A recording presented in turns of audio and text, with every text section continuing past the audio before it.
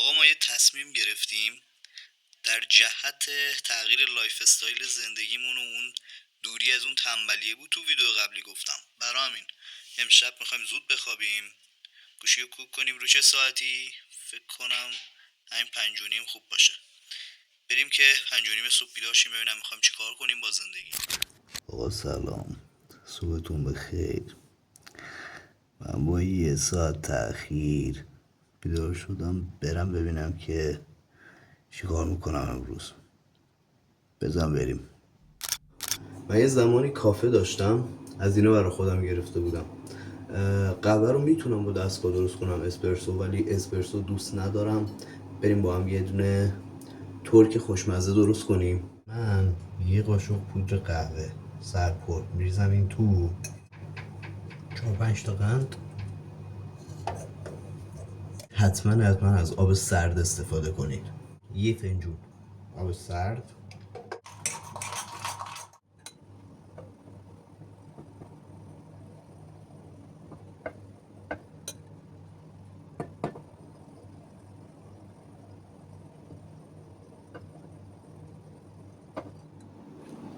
این شد. چند وقتی بود احساس میکردم خیلی باهاتون اون مجری طوری شدم، یعنی خودم از خودم خوشم نمیومد راستش. برام این تصمیم گرفتم روند کانال رو عوض کنم، با هم دیگه زندگی کنیم. هر جایی که من میرم شما باشید، هر کاری که من میکنم شما ببینید.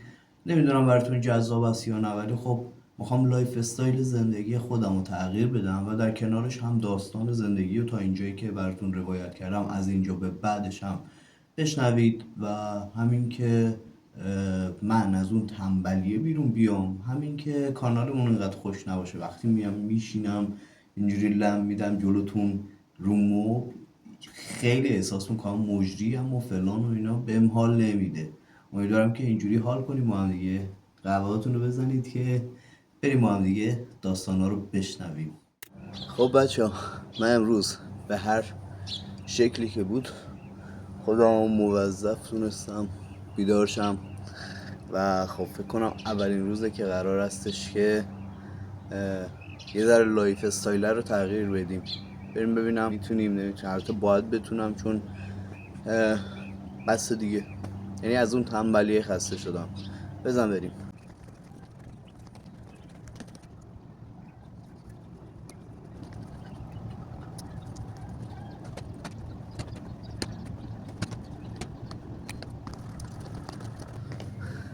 سخته واسه روز اول، خیلی سخته.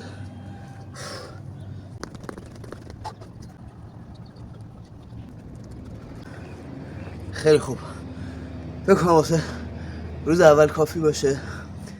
بچه ها، من یادم اون زمانی که خیلی اوضاع خیت بود و الان ساعت 7 صبح. من یادم اون زمانی که هنوز نتونسته بودم جراحی کنم، کاروبار رو انجام بدم و حالم خیلی خراب بود، که تو ادامه داستان حالا میریم و شما بعداً میشنوید این داستان ها رو.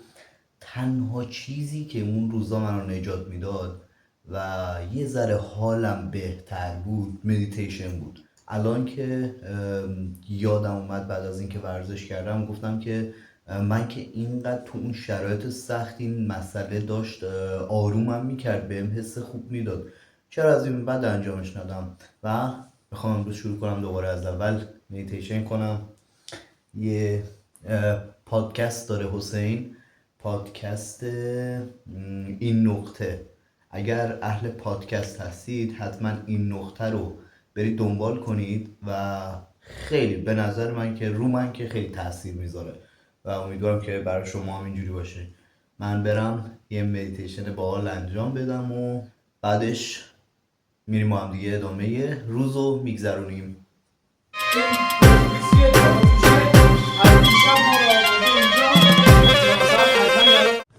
آقا ما این باغو داریم ولی خیلی وقت کسی بهش دست نزده، یه ذره کثیفه، چرک شده، ابزار زیاد ریخته و قرار هستش امروز شروع کنیم به تمیز کردنش. قبلشو نشون دادیم، بریم که ببینیم بعدش چطوری میشه. بزن بریم. ذره صاف مافش کنیم ببینم چی میخواد ازش نگید. بچه اینا رو نگاه کنید،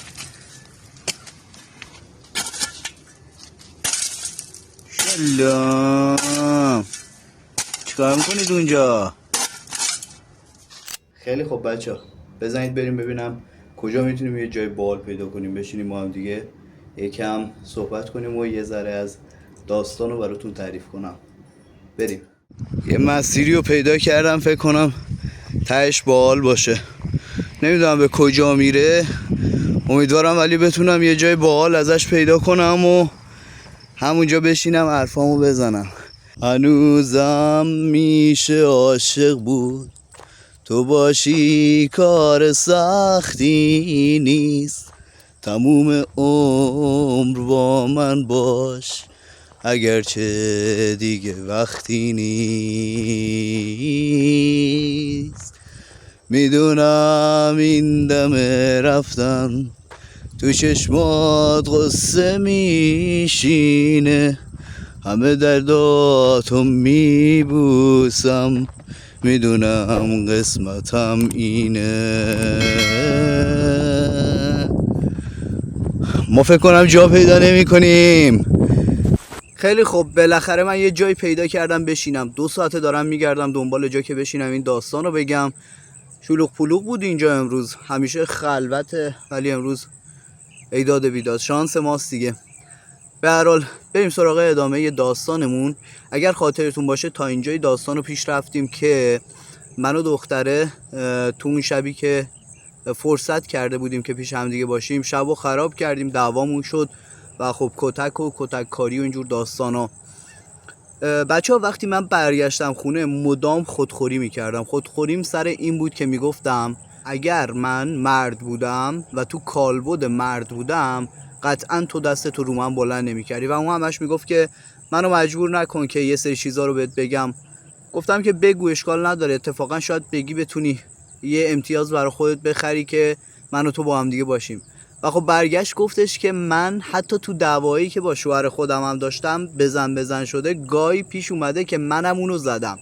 اینو که بهم گفت یه ذره حالا من خیالم راحت تر شد و موندم باش. دوباره بهش فرصت دادم و نزدیک 1 سال دیگه به این ارتباط ادامه دادیم. 1 سال تاریک و تلخ. حالا تا اینجای ماجرا رو داشته باشید، بذاریدش کنار، بریم سراغ پسر آژانسیه که اصل ماجرای منه و از این به بعد من بیشتر حول محور اون میخوام صحبت بکنم. آقا یه روز ما از خونه خواهرم زدیم بیرون به نیت این که بخوایم بیایم شهرستان خونه پدری. من رفتم ترمینال، سوار ماشین شدم و خب یه 2 ساعتی باید تو مسیر میموندم که بیام شهرستان. زمانی که رسیدم تو کوچمون دیدم که پسر پشت سرمه تو کوچمونه. یعنی شما حساب کن این از ترمینال ایلام منو دیده بود، دنبال من اومده بود تا شهرستان ما. داخل کوچه که دیدمش عصبی شدم، چقدر حال من بد شده بود. گوشی رو برداشتم بهش زنگ زدم گفتم برای چی اومدی تو کوچه ما؟ حالا فوش نده کی فوش بده. آقا هر چی از دهن ما در اومد به این پسره گفتیم. گوشی رو که قطع کردم رفتم داخل خونه، در رو بستم. یه ساعتی گذشته بود بهم پیام داد که سلام خوبی، من رفتم از همسایه‌هاتون تحقیق کردم در مورد تو، همه همسایه‌هاتون از خوبیت گفتن. آقا من عصبی شده بودم، تومار براش پیامک میفرستادم و فوش کشی که چرا این کارو کرده. خیلی زودتر از اون چیزی که فکرشو بکنی تو شهرستان ما اینجوریه، تو همسایگی ما هم دیگه بدتر. خبر پیچید که من خواستگار دارم، میخوام ازدواج کنم. این پسره مشنگم که اومده بود به هر چی همسایه ما داشتیم گفته بود. یعنی در خونه دونه دونه رو زده بود واسه تحقیق کردن. بعد نوشته بود چی؟ نوشته بود از همسایه‌هاتون پرسیدم، همشون تعریف تو میکردن، تعریف خانواده تو میکردن، میگفتن عجب دختری و فلان و اینا. من نمیدونم تو چرا به من میرسی بددهن میشی، بد اخلاق میشی، فلان میشی، ولی همه تعریف تو میکردن. آقا من اینقدر اعصابم خراب بود، بی تفاوت به این مسئله من گذشتم تا اینکه یه روز دونه دونه مامانم که میرفت بیرون همسایه‌هامون میومدن به مامانم میگفتن که مبارک باشه فلانی میخواد ازدواج کنه، خواستگار اومده براش. مامانم میگفت ما خبر نداریم خودمون. بعد اینا همه میگفتن که نه یه پسره اومده، پسر خوبی هم بوده. خودم که بیرون میزدم اصلا دخترای همسایه بعضیاشون که حسادت میکردن اونا به کنار، بعضی دیگهشون اینقدر میگفتن چه پسر خوبی بوده، نمیدونم چقدر خوشتیپ بوده، از خدات هم باشه ازدواج کن و فلان و اینا. حالا من بلا تکلیف، من آواره از همه طرف تو ذهن خودم مونده بودم با این قضیه چجوری کنار بیام. رفتم به دوست دخترم پیام دادم، گفتم که میدونی چه اتفاقی افتاده؟ گفت چی شده؟ گفتم همچین اتفاقی افتاده. گفت چه خوب، خب ازدواج کن. گفتم چی میگی؟ تو داری به من میگی ازدواج کنم؟ گفت آره. گفتم برای چی ازدواج کنم؟ گفت پس میخوای چی کار کنی؟ گفتم ببینم تو اگر روز اول منو به چش یه دختر میدیدی که قرار باشه یه روزی ازدواج کنم، برای چی به خودت اجازه دادی که با من اصلا وارد رابطه بشی؟ ما اون همه رابطمون پیش رفته، یعنی تو تمام این مدت به من به چش یه دختر نگاه میکردی در حالی که من به تو گفته بودم که منو با اسم حسام صدا کن. گفتش که ببین برای چی نمیخوای یه جا به خودت بیای؟ تا حالا تو آینه به خودت نگاه کردی؟ تا کی میخوای به خودت دروغ بگی؟ تا کی میخوای سر خودت کلاه بذاری؟ بعد تا کی میخوای فرصتهای اینجوری رو از دست بدی؟ یه پسر پیدا شده عاشقته، دیوونته، طرف اینقدر تو رو دوست داره، به خاطر تو داره از این کارا میکنه، از اونجا بلند شده اومده اینجا، اینقدر مصر هست دنبال رفاقت و اینجور چیزا نیست، میخواد یه راست ازدواج کنه. تو نمیخوای با اون ازدواج کنی، میخوای بمونی اینجوری چیکار کنی؟ بیا و بپذیر دختر هستی. تا کی میخوای بازی در بیاری با خودت؟ گفتم که برای چی با من اینجوری رفتار میکنی؟ من واقعا فکر نمیکردم تو منو به چشه یه دختر ببینی که امروز تشویقم کنی، منو بفرستی پای سفره عقد و بگی برو ازدواج کن. گفت من نمیدونم دیگه چجوری با حرف بزنم، ولی به نظر من خیلی موقعیت خوبی میشه اگر ازدواج کنی. گفتم برای چی؟ گفت بیا بشین به این قضیه فکر کن که اگر تو ازدواج کنی اصلا دیگه لازم نیست اینقدر پای خانواده ها رو وسط بکشیم، اینقدر اصرار و التماس کنی به پدر مادر، دامادتون، خواهرت، یکی پیداشه تو رو بیارتت خونه ما. اگر ازدواج کنی به اینجای قضیه نگاه کن که خیلی راحت میتونیم رفت آمد کنیم، شوهر تو رو بیاره خونه ما، من بیام خونه شما. منو داشت میفرستاد تو دهن ماجرایی که مثل نهنگ باز بود این ماجرا دهنش و خب معلوم هم نبود تهش چی میشه. و این به خاطر یه اشغالی که بخواد بین خودمون باشه و مادام العمر باشه، من سرگردون بلا تکلیف که هیچی از خودم نمیدونستم و داشت به خاطر یه ارتباطی که مثلا بخوایم داشته باشیم هلم میداد تو اون ماجرا. و خب شما فکر کن حالا کسی که من دوستش دارم، دوست دخترمه، به قول معروف تو بغلش میخوابم، ارتباط داریم با هم دیگه، اینقدر نزدیکه به من، داره به من میگه که برو تو این رابطه، برو ازدواج کن که رفت و آمدهای من و تو راحت بشه، بتونیم با خیال راحت خونه همدیگه بیایم، بیشتر پیش هم بمونیم و اینجور داستانا. و خب من خامش شدم، خام این دختره شدم و یه جورایی میشه گفت که پذیرفتم که بیشتر به اون پسر بها بدم، بیشتر بهش نزدیک بشم و بیشتر بخوام بشناسمش، به نیت این که فقط و فقط منو برای این ماجرا مهیا کنه و آماده ترم کنه و منو نزدیک تر کنه به خواسته هایی که داشتم. و خب به همینجا ختم نشد این داستان و ما خیلی راحت تن به یک ارتباطی دادیم که دنبالش نبودیم، مغزمون، دلمون، قلبمون باش نبود. من پیش بچه‌ها دوستام گفتم، پیش خانواده‌ام گفتم، شما هم که غریبه نیستید الان دارید داستان زندگی منو میشنوید، این پسر جافوشی من بود. یعنی هر جا من احساساتم، عواطفم، روحم، روانم، حالم از هر چیزی به هم میخورد، تنها کسی و تنها چیزی که من لایق میدونستم که برم عقده‌هامو سرش خالی کنم همین پسره بود. و من موندم این پسره همه چیزو میشنید، همه چیزو از من میشنید ولی تحمل میکرد. برام هنوزم که هنوز سواله که چرا این آدم هر جوری بود، به هر شکلی بود، پذیرای من بود، منو میخواست. و خب شاید جواب این سوالو بعدها گرفتم. فکر کنم که الان این ویدیو خیلی ویدیو اوکی نشه، به خاطر اینکه خب میگم من وسایلم خراب شد، بچه اومدم بیرون، خیلی آدم خوش شانسی ام من، خدا شاهده همه چیز خراب شد.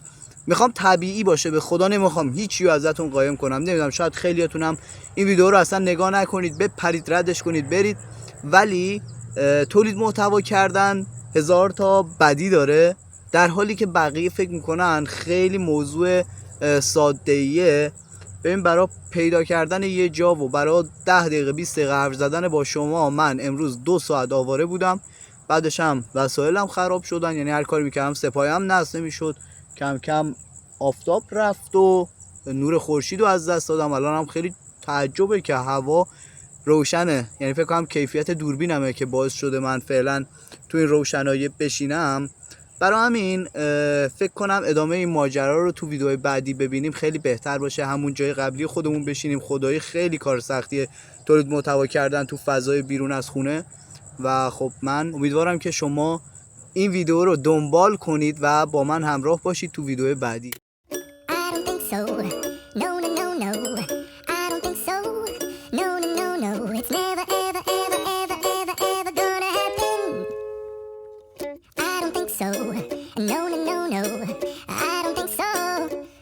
It's never, ever, ever, ever, ever, ever gonna happen.